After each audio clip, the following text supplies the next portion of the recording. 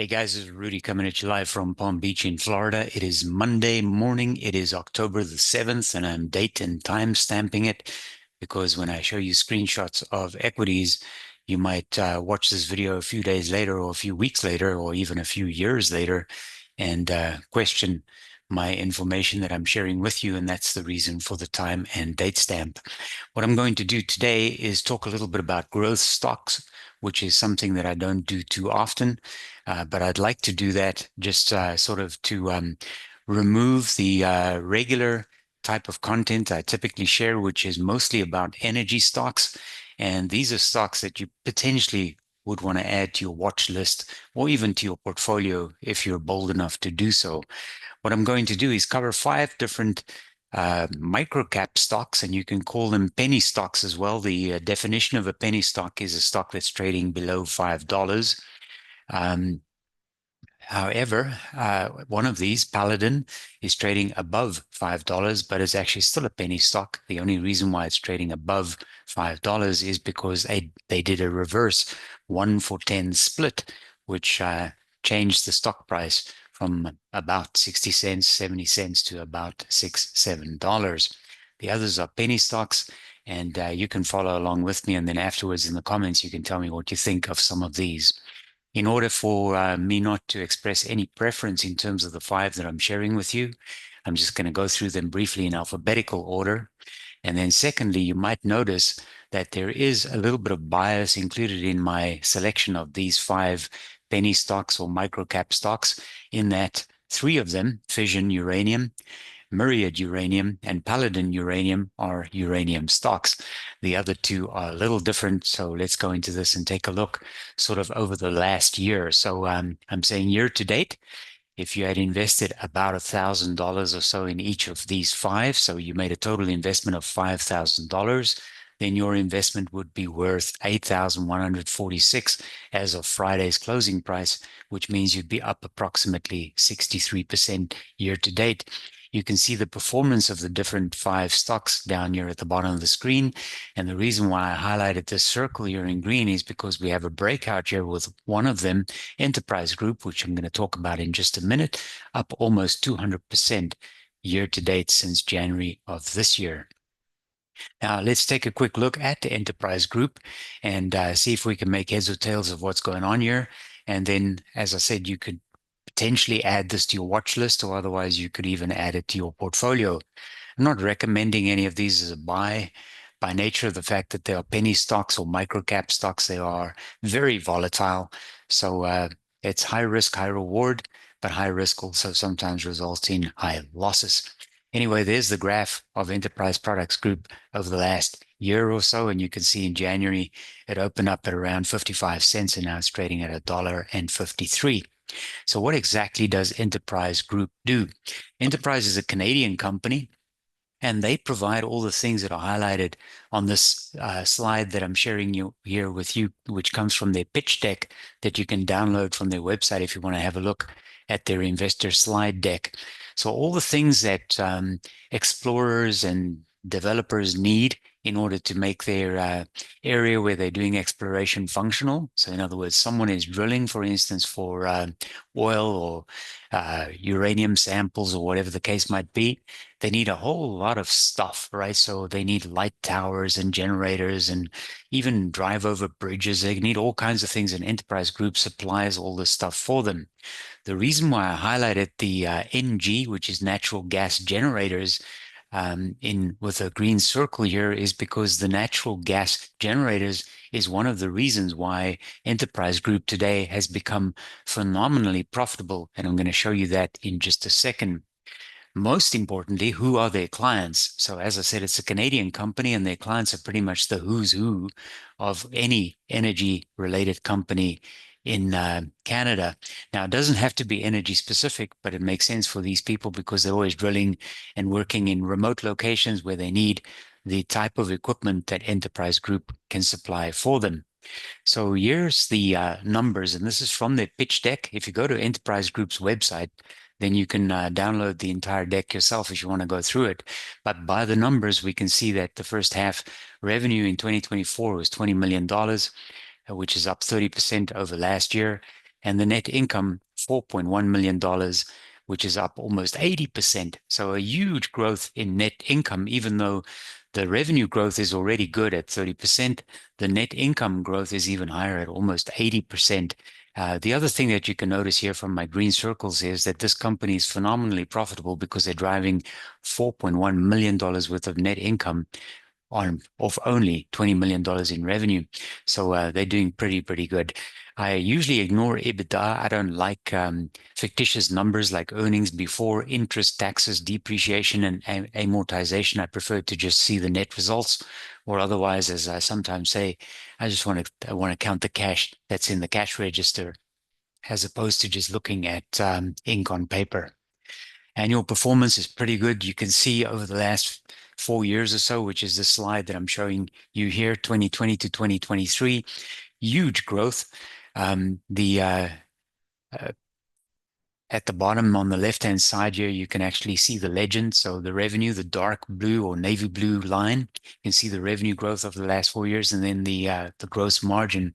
And let's just take a quick look here, because this is what I wanted to share with you about those natural gas generators, right? So previously they were using diesel, and the cost, you can look at this little graph here, because they're basically the same information. At 100% load, they're using 2,400 liters of diesel per day, and the price was on average about $1.60 per liter, which cost for a 90-day period or project almost $350,000.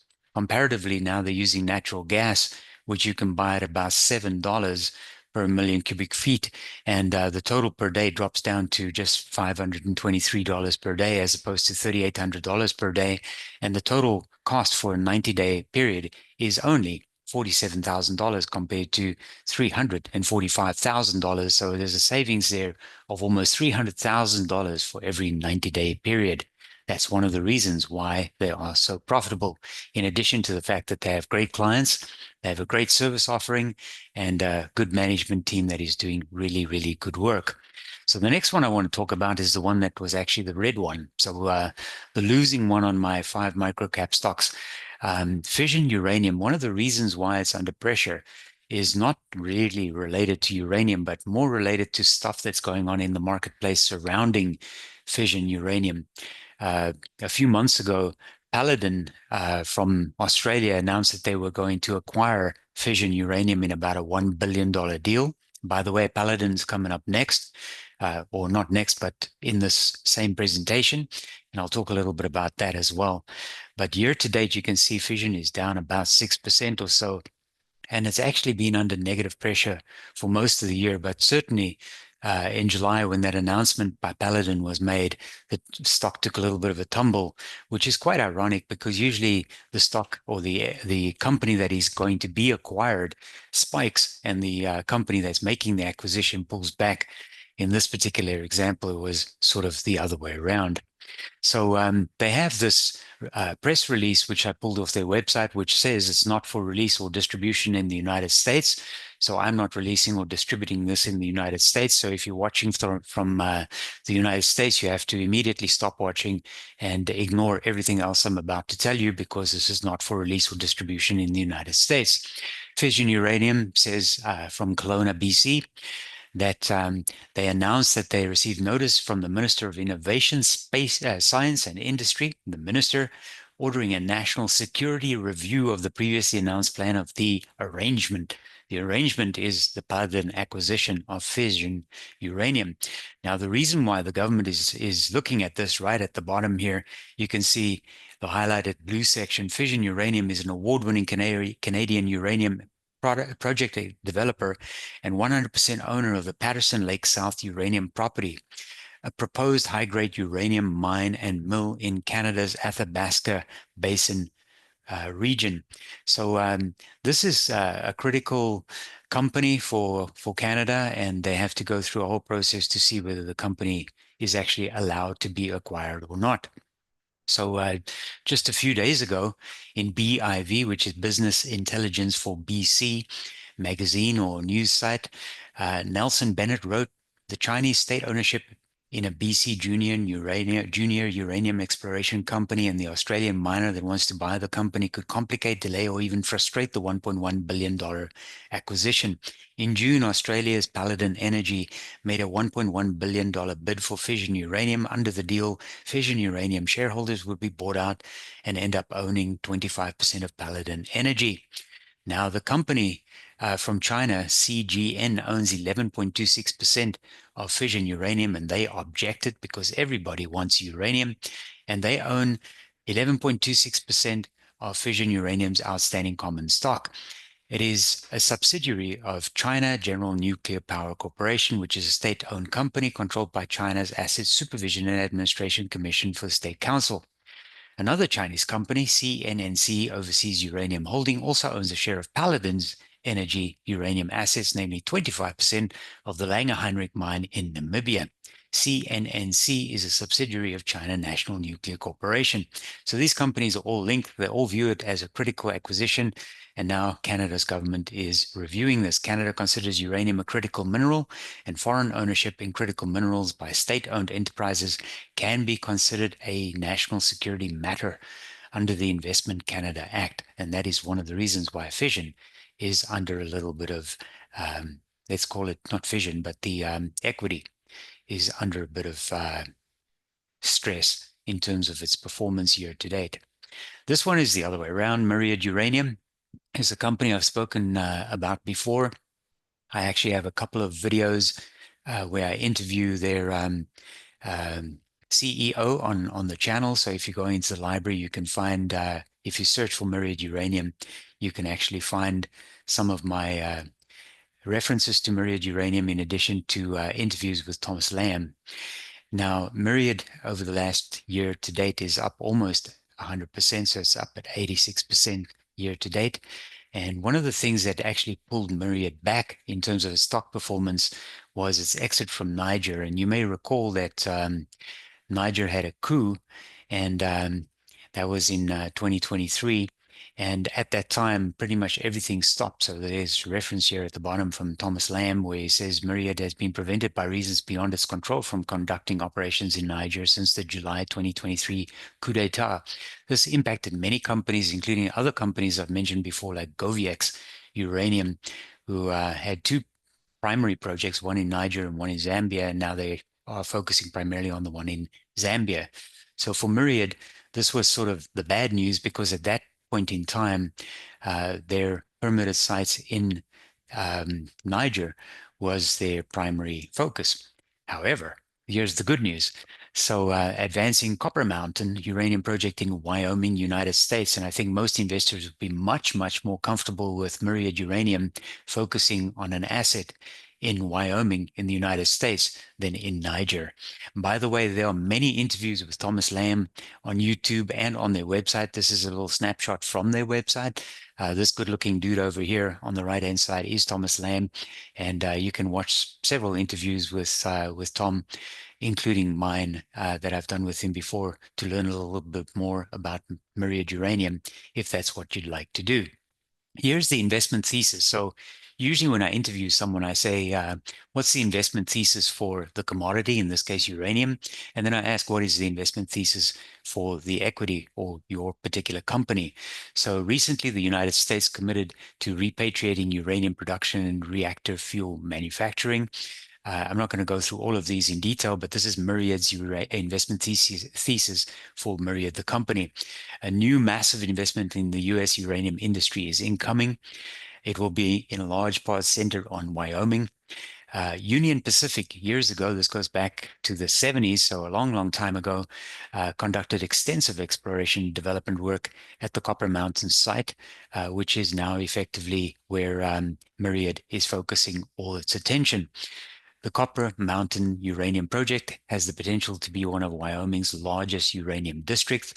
Myriad currently has a market cap of only 15.3 million, and Strathmore, the previous owner of part of Copper Mountain rose to a market cap of 457 million in 2007, and this was one of their key assets. Last 1 year, Myriad plans an extensive confirmatory and exploration drilling to bring historical resource estimates current and discover and define additional uranium resources. A significant value re-rating is possible. That exploration drilling has already begun, and you can get news about that on their website as well. Now let's look at the acquirer of fission uranium, and that is Paladin.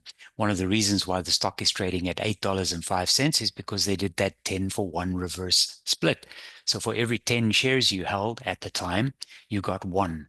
And effectively using this price as an example, your stock, which was worth 80 cents per share, if they gave you one for every 10 you held, then your stock was worth $8. Now that's not the time they actually did the reverse split.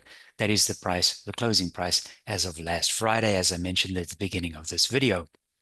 Year to date, it's up 20%, which is not too bad, but of course, it's also under the same kind of stress and pressure as fission, with all these government entities, China, Canada, Australia, all kind of chomping at the bit to see who can own the rights to this.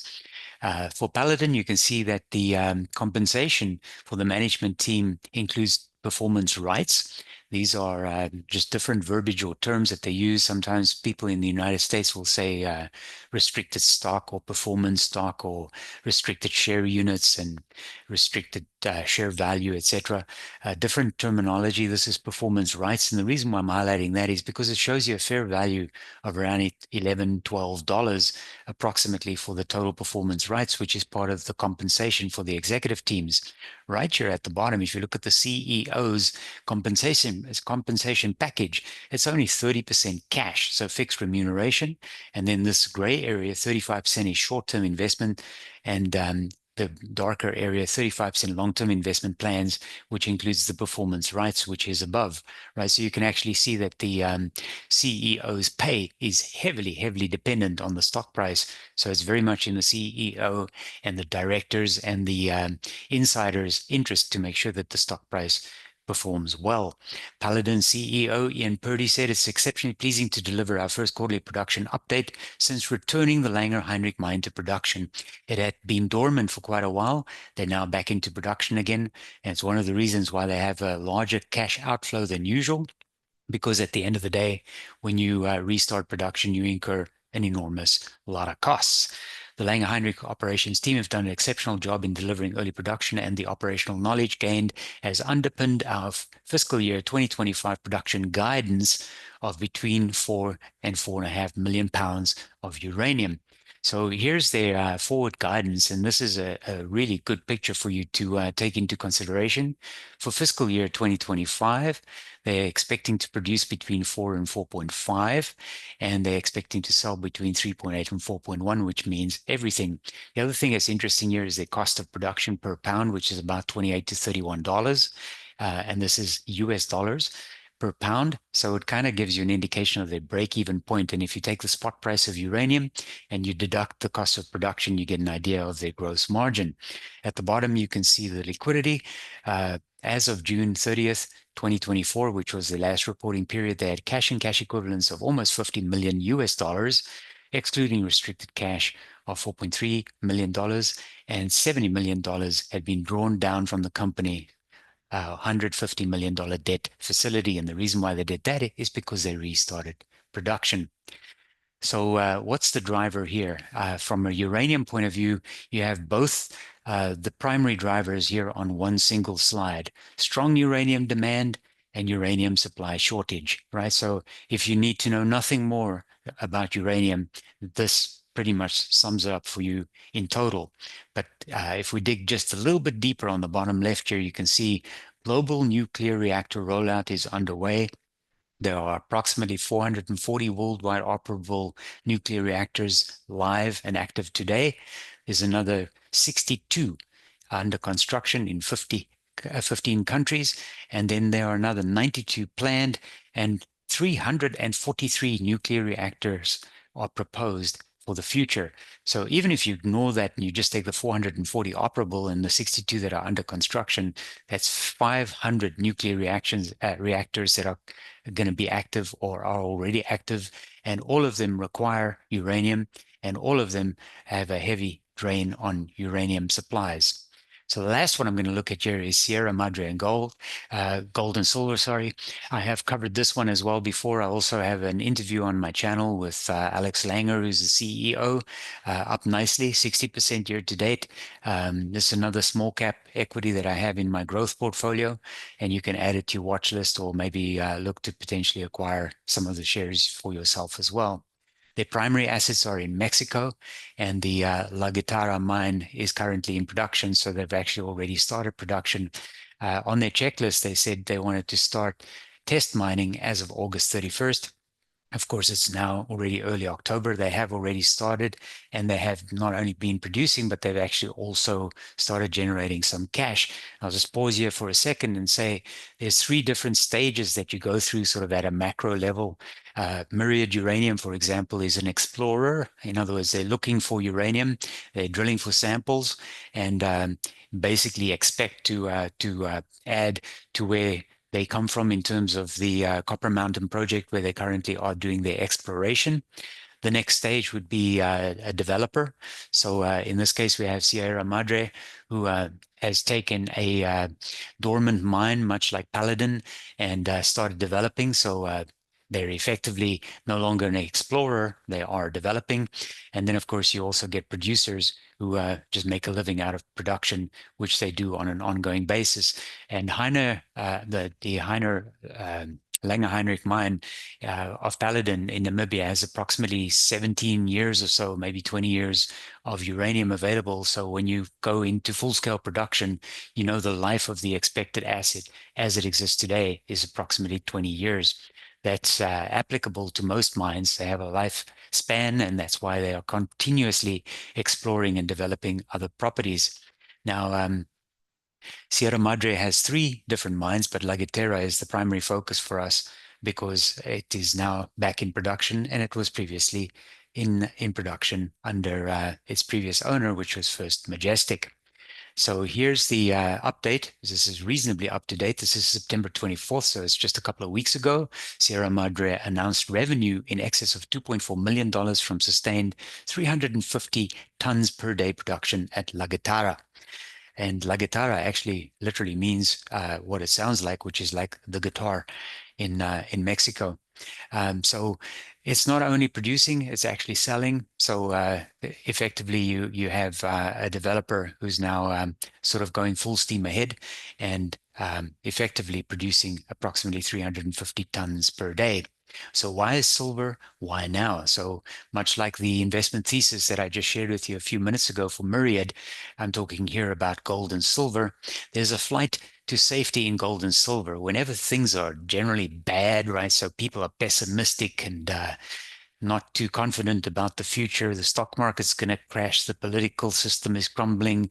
There's we're being restricted in terms of free speech and all kinds of other stuff. There's generally a flight to gold and silver at a macro level. Anyway, the other thing about silver specifically is with a ratio of 70-1 currently in terms of its valuation versus gold, silver is hopelessly undervalued compared to its historical levels. So there's probably, arguably, much more upside in silver than what there is in gold right now.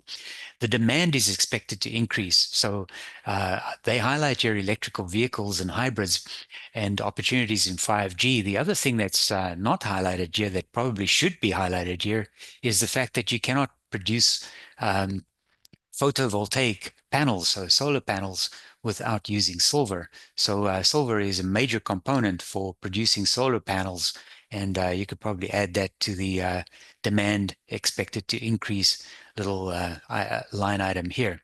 And then supply is tightening. Whenever supply is tightening, prices tend to kind of edge up a little bit and things start looking a little bit better. So those are 5 of my growth stocks. I actually am long on all 5 of them.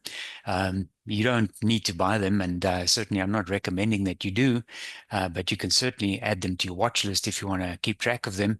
And then at the same time, why don't you share some of your growth stocks if you have any? So usually the best environment for growth stocks are the micro caps, the small cap stocks that you can buy for $1 or $2.